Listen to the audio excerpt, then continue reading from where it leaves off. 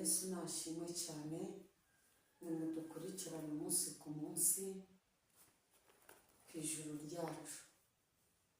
Ndabakunda cyane cyangwa ngo simbakunda, ndabakunda nimwe dukurikirana muri mu bihugu bitandukanye, ese uri mu Rwanda, uri muri Amerika, uri Burayi, uri Burundi, uri muri Kongo, ahantu hose igihugu cyose uherereyemo, mbaje kugusabira umugisha kuko uradukunda, kuko udukurikirana umunsi ku munsi. Imana ijye guha umugisha. Nyamara umugisha w'Imana uraharanirwa kandi urakorerwa. Mbaza ngo umuntu awukorera gute? Uwukorera wakanze subscribe na comment kugira ngo ibyo dukoze byose bijye bibasha kukugeraho. Yego, abantu mushaka kwibaza ngo ese kuki tutakikubona, kubera iki umaze iminsi wiheje? Murambabarira cyane bitewe wenda na gahunda zindi nsigaye mba mfite, ariko ndahari, si uko ntahari, ndahari. Imana ijya iduhana umugisha wayo. Iki gitondo cy'uyu munsi rero reka mbaze nshimira abakunzi banjye ukuntu mutajya muhwema. Ushaka uri urwaye se cyangwa uri mu bibazo bitandukanye byatuma uva mu byizerwa, oya, nje kukubwira ngo humura, dufite Imana, wikwiganyira, wikwiheba, uvuge ngo se ngo bizagenda gute, ngo ese urugendo ndimo ngo ruzahereza he? Urugendo rugomba kurangira, kuko na Yobu ari mu mubabaro, ari mu gahinda, Imana yari imuzi cyane kuruta wowe uko Imana ikuzi. Imana ishimwe. Kandi nzi ko utababara kugira ngo ugeze aho Yobu yagize gute, yababaye kandi yari umukiranutsi cyane w'Imana, kandi Imana imukunda, inamwishimira cyane. Reka dutangire dusenga Imana, mufashe kandi tujye dusengana Imana kugira ngo Imana ijye yibuka kubana natwe mu buzima bwa buri munsi cyangwa mu kazi mukora ka buri munsi. Imana Data wa twese mwiza, uri Imana ifite imbaraga, uri Imana ikomeye, uri rubasha. Reka mushimire iki gitondo cyangwa uyu munsi wa none. Wabanye natwe mu gicuku cya nijoro, waturinze ntiwamamare, rere mutayasiri, nyemerera cyane uyu munsi, haleluya, mushinganishe bene so, bene data bajya mu kazi gatandukanye, reka ubashyireho uburinzi, reka ubashyireho ubudahangarwa, reka ubabere Imana, reka ubashyigikire mu byo bakora cyangwa bagambirira, mu izina rya Yesu.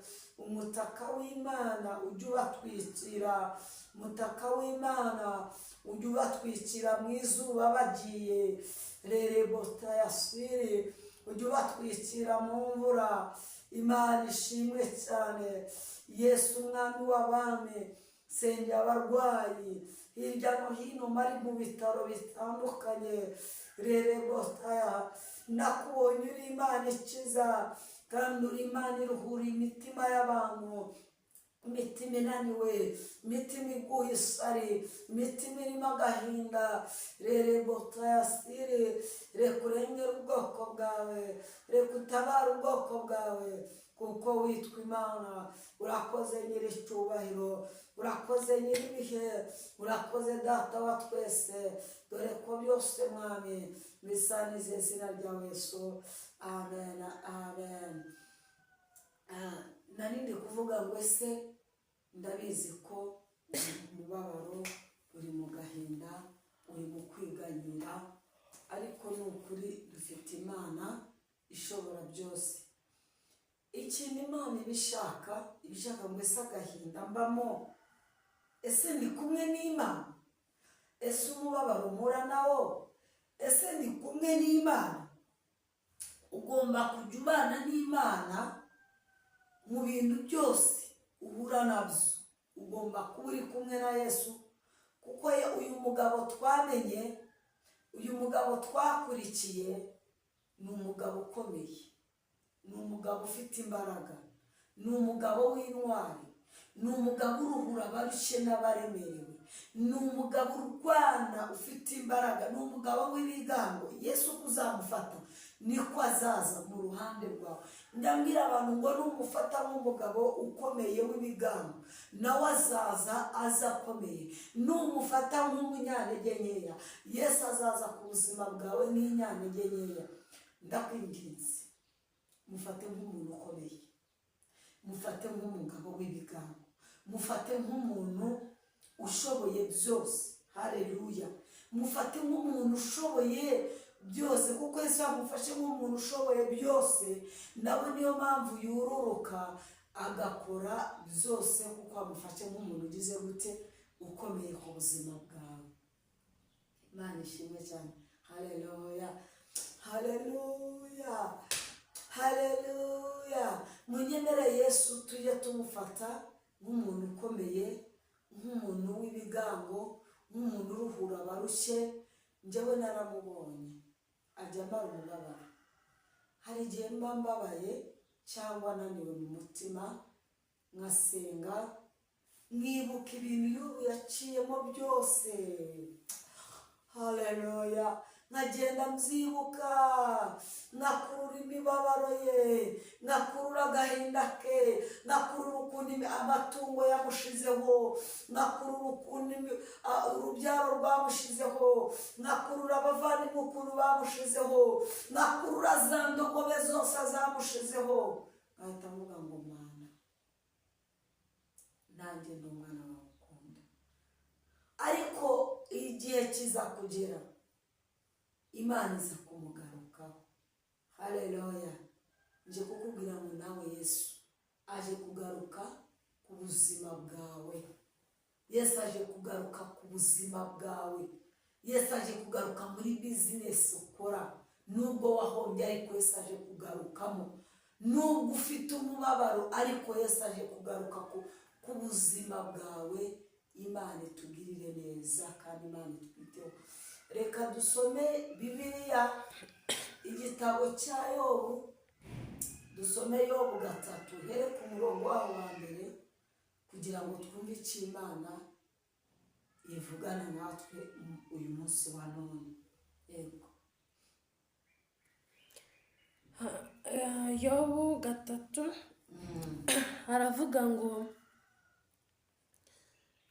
hanyuma y'ibyo Yobu aterura amagambo avuga umunsi yavutseho. Haleluya.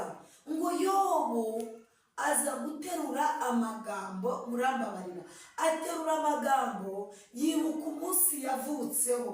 Nk'uko nawe muri iyi minsi hari ibyo uri kwibaza, bavuga ngo ese Imana yarandetse, ese navukiye iki, ese kuki naje ku isi, ese kuki nabonye aka kazi, ese kuki nashatse uyu mugabo, ese kuki nabyaye umwana, ese kuki, ibintu byinshi uri kwibaza. Na Yobu niko yibajije. Imana ishimwe cyane. Komeza tugende. 2 haravuga ngo, aravuga ati, Yego. umunsi navutseho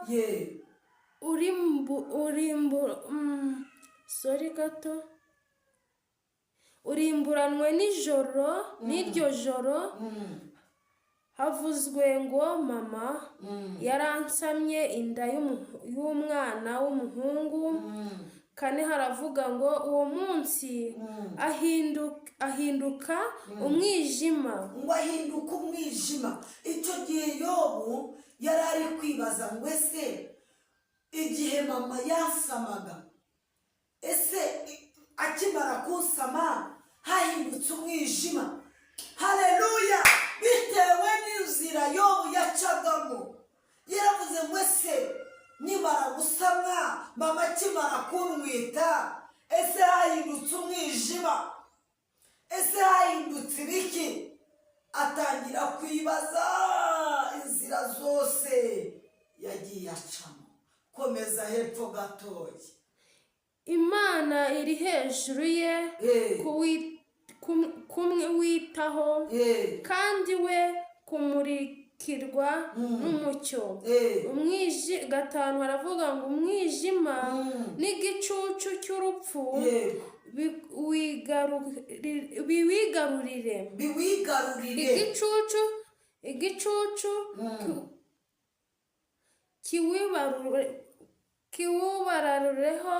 kiwubarareho igihe igitera ubwira kabiri cyose kiwutere ubwoba. Imana ishimwe cyane. Ugendeho gatoya udusomere Yobu 5 uve kuri 3 uje kuri 5 uhere naho ku murongo waho wa mbere.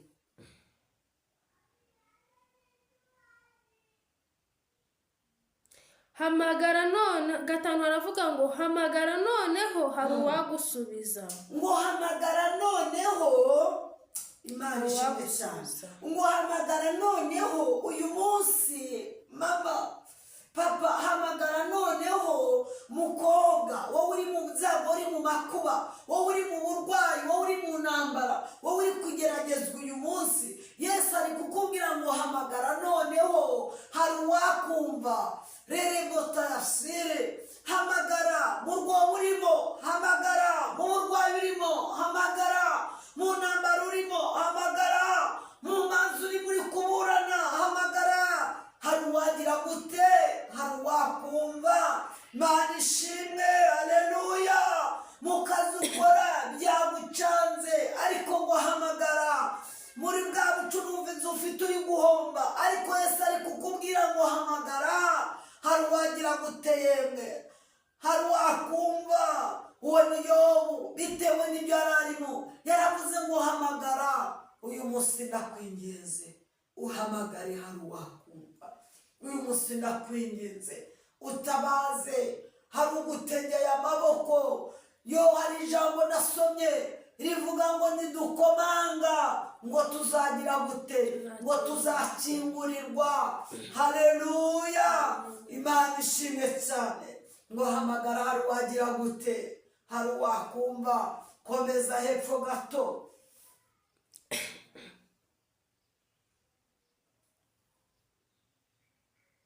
Komeza nyina ukuri 5 hava ngo hamagara.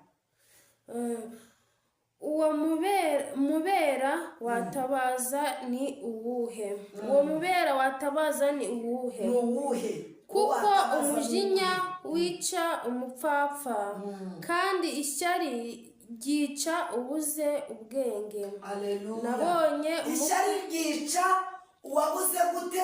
Ubwenge. Uwabuze ubwenge. Ariyo mpamvu nta munyeshyaka uzagera mu gihugu cy'ubwami bw'Imana. Wangirira ishyari naho wagera, wagira mwene se ishyari naho wagera. Nukwiye kugira ishyari mu bintu byose ukora, kuko iyo ugize ishyari nawe uri kwifungira ubutunzi bwawe.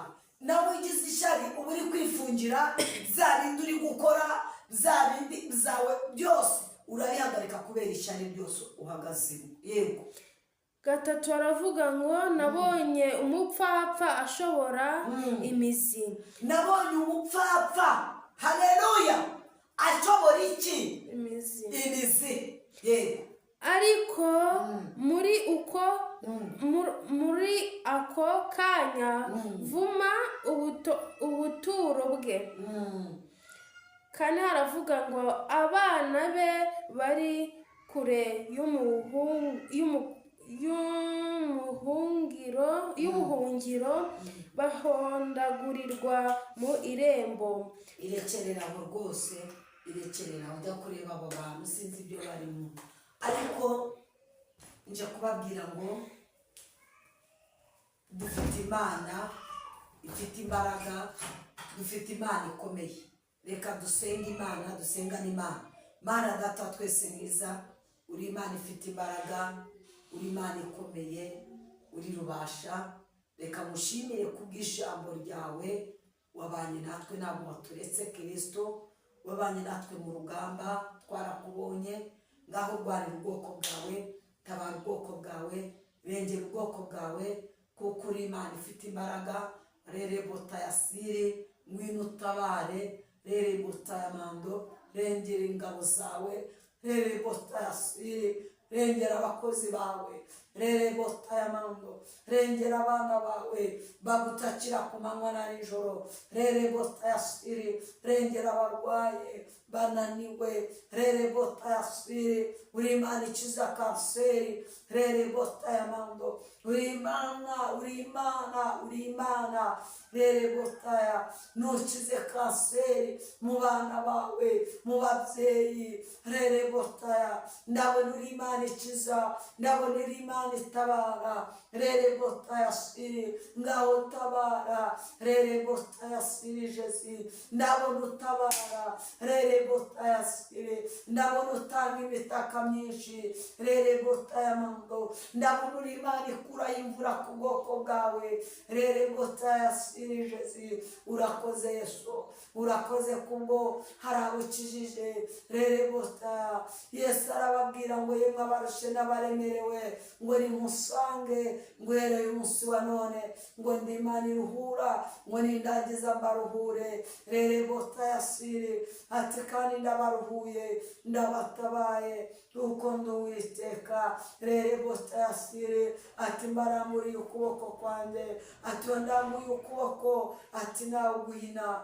rere bota ya siri ati wowe ucuruza nguramburiye ukuboko ati wowe urwaye ati ukuboko kwanjye kugeze ku burwayi bwawe ufite bwose rere bota ya siri ati nawe ufite umubabaro n'agahinda ati ndi Imana ivura umubabaro n'agahinda ati nawe uvuye umubabaro n'agahinda rere bota ya siri ati kandi nawe rere bota ya siri ati ufite intambara zitandukanye ati izo ndazigukijije rere bota ya siri ati nawe ufite imanza ati ndi Imana iburana ati nawe ndakuburaniye rere bota ya siri ati nawe wanyazwe ibyawe ati mbere ndabigushubije mu biganza rere bota ya mando ati ndagutabaye kuko ndi Uwiteka rere bota ya siri ndakubwira ati humura ati ndi Imana yubuye dosiye zawe rere bota ya ati humura ati ndi Imana nyir'ubutware nyir'icyubahiro yavuganaga n'amayo magambo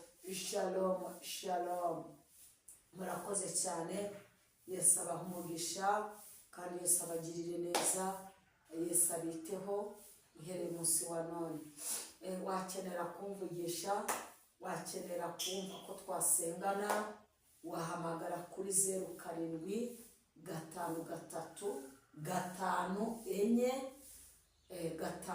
07535456 icyo gihe ukeneye ko tuvugana cyangwa dusengana Imana wahamagara nkagufasha ushaka kumpamagara ntumbone nk'uko bikwiriye ariko no kuri WhatsApp iyo nomero ibihari wamvugisha nta kibazo Imana ibamere umugisha shalom shalom